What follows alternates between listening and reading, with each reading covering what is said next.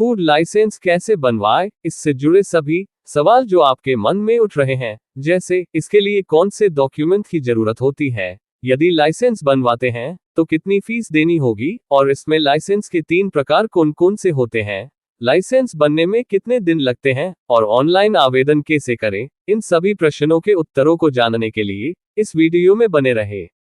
FSSA का full form है food safety and standard authority of India, और इसे हिंदी में भारतीय खाद्य संरक्षा एवं मानक प्राधिकरण कहते हैं।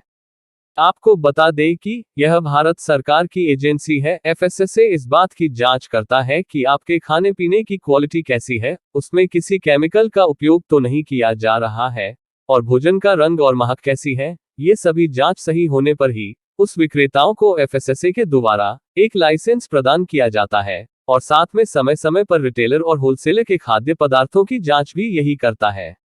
इसमें लाइसेंस को 3 कैटेगरी में बांटा गया है, जैसे पहला बेसिक रजिस्ट्रेशन सर्टिफिकेट, दूसरा स्टेट लाइसेंस, तीसरा सेंट्रल लाइसेंस, और इन तीनों लाइसेंस की फीस भी अलग अलग होती है। पहले हम इनको एक एक करके समझ लेते हैं। बेसिक रजिस्ट्रेशन, यदि आप 12 लाख से नीचे का बिजनेस करते हैं तो आपको FSSAI के बेसिक लाइसेंस की आवश्यकता होगी, लेकिन इसमें आपको लाइसेंस नहीं दिया जाता, केवल एक रजिस्ट्रेशन नंबर दिया जाता है, इसी से आपका काम हो जाएगा। ये उनके लिए है जो अपना बिजनेस घर से करते हैं, जैसे उदाहरण के लिए मिर्ची पाउडर, अचार। दूसरा है स्टेट लाइसेंस, इसके नाम से ही पता चल जाता है कि जो अपना बिजनेस एक स्टेट के अंदर करना चाहता है वही इसमें आवेदन करे। यदि आपका बिजनेस 12 लाख से अधिक लेकिन 20 करोड़ से कम है, तब आपको स्टेट लाइसेंस के लिए रजिस्ट्रेशन करना होगा। लेकिन जो लोग विभिन्न राज्यों में अपने ब्रांच खोलना चाहते हैं, उनको हर राज्य के लिए एक लाइसेंस बनवाना होगा, उदाहरण के लिए होटल, रेस्टोरेंट्स इत्यादि। तीसरा है सेंट्रल लाइसेंस, यह लाइसेंस उन सभी के लिए है जो 20 करोड़ के आसपास का बिजनेस करते हैं या खाद्य उत्पादों का आयात या निर्यात करते हैं। अगर आपके बिजनेस की ब्रांच कई राज्यों में फैली है तो आपको सेंट्रल लाइसेंस की आवश्यकता पड़ेगी, क्योंकि इस लाइसेंस की मान्यता हर राज्य में होती है। यह लाइसेंस सभी राज्यों में काम कर देगा। उदाहरण से समझते हैं, यदि आप भारत की मिर्ची को दुबई में बेचना चाहते हो तो सबसे पहले आपको सरकार से सेंट्रल फूड लाइसेंस प्राप्त करना होगा। लाइसेंस मिलने के बाद आप मिर्ची को निर्यात कर सकते हो। अब जानते हैं लाइसेंस फीस कितनी देनी होगी।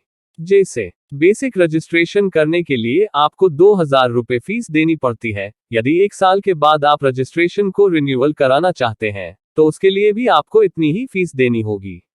अब जानते हैं स्टेट लाइसेंस फीस।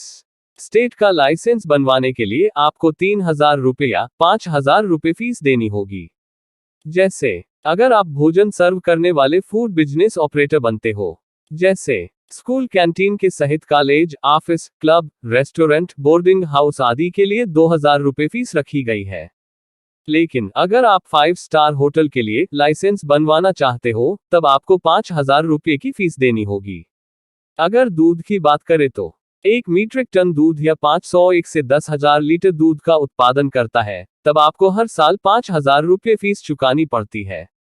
अगर आप 2.5 MP से 500 मीट्रिक टन दूध के लिए आपको हर साल 3000 रुपये फीस चुकानी पड़ती है। यदि 1 साल के बाद आप लाइसेंस का रिन्यूअल कराना चाहते हैं तो उसके लिए भी आपको इतनी ही फीस देनी होगी। एक बात और, मैंने अभी जो भी फीस बताई है वह सभी स्टेट लाइसेंस के लिए है। साथियों, सेंट्रल लाइसेंस बनवाने के लिए फीस 7500 रुपये निर्धारित की गई है। यह 1 साल की फीस है। यदि 1 साल के बाद आप लाइसेंस का रिन्यूअल कराना चाहते हैं तो उसके लिए भी आपको इतनी ही फीस देनी होगी। अगर आप लाइसेंस में कुछ करेक्शन करवाना चाहते हो तो तब भी आपको 7500 रुपये की फीस देनी होगी। लाइसेंस के लिए आपको कुछ दस्तावेज भी आवेदन के साथ देने होते हैं।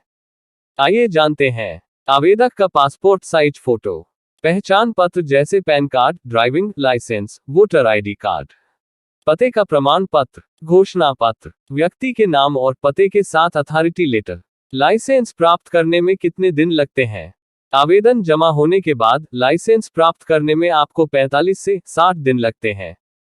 ऑनलाइन आवेदन कैसे करें? आप घर बैठे अपने बिजनेस के लिए फूड लाइसेंस ले सकते हैं, लेकिन 3 अक्टूबर से इसके ऑनलाइन प्लेटफॉर्म के ऑप्शन को चेंज कर दिया गया है। यदि आप फूड लाइसेंस के लिए ऑनलाइन आवेदन पर वीडियो चाहते हैं तो कमेंट बॉक्स में जरूर बताएं।